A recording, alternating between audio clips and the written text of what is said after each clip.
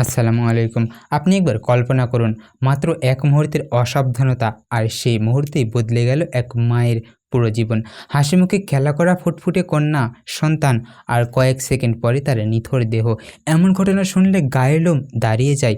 আজ আমি সেই গল্পটা শোনাবো, যেটা শুধু গল্প নয়, এটা এক সতর্কবার্তা যা প্রতিটি মা-বাবার শোনা দরকার আছে।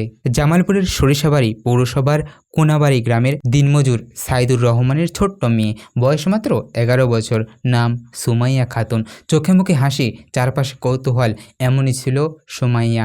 একদিন সকালে মা তাকে নিয়ে নানার বাড়িতে বেড়াতে গিয়েছিলেন। সারাদিন কেটে গেল হাসি আনন্দে, কিন্তু সেই দিনের রাতটা হয়ে গেল তাদের জীবনের সবচেয়ে ভয়ঙ্কর রাত।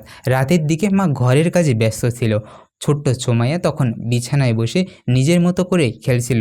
মায়ের চোখ কিছুক্ষণের জন্য অন্যদিকে যায়, আর ঠিক তখনই ঘটে যায় এক মর্মান্তিক ঘটনা।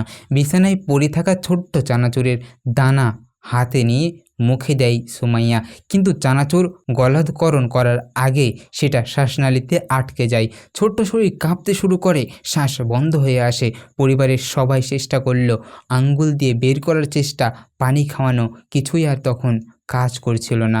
তাড়াহুড়ো করে তাকে নিয়ে যাওয়া হয় উপজেলা স্বাস্থ্য কমপ্লেক্সে, কিন্তু সেখানে পৌঁছানোর আগেই সুমাইয়া শেষ নিঃশ্বাসে নেমে গেছে। ডাক্তাররা বললেন, গলায় খাবার আটকে গেলে শিশুদের জন্য সেটা কয়েক মিনিটের মধ্যেই জীবননাশী হয়ে ওঠে।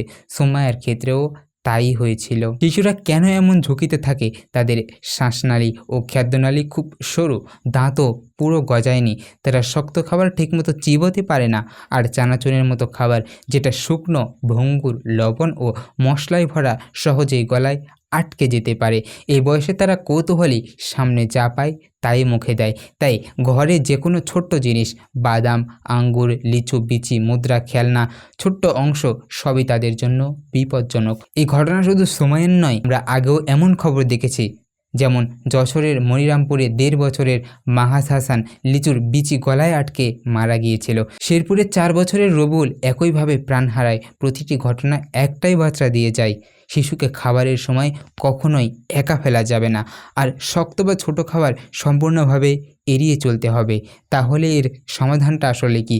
1 বছরের কম বয়সী শিশুকে সব সময় নরম ও সহজ গিলে যায় এমন খাবার দিন, যেন ম্যাশ, সবজি, নরম রুটি ইত্যাদি। খাবারের সময় পাশে থাকুন, নাগালের মধ্যে কোনো ছোট জিনিস রাখবেন না, আর সবচেয়ে জরুরি, প্রাথমিক চিকিৎসাটা জানা। যদি কখনো গলায় কিছু আটকে যায়, শিশুর ক্ষেত্রে প্রথমে তাকে মুখ নিচের দিকে করে কোলের উপর রাখুন। কাঁধের নিচে হালকা কিন্তু দৃঢ়ভাবে 5 বার চাপ দিন। যদি না বের হয়, বুকের মাঝখানে 5 বার চাপ দিন। তারপর যদি কাজ না হয়, সঙ্গে সঙ্গে হাসপাতালে নিয়ে যান। সুমাইয়ার মা আজও কাঁদেন, আমি তো মাত্র 1 মুহূর্তের জন্য দৃষ্টি সরিয়েছিলাম, আমার সুমাইয়াকে আর বাঁচতে পারেনি। ভাবুন, এমন একটি মুহূর্ত কারো জীবনে যেন না আসে।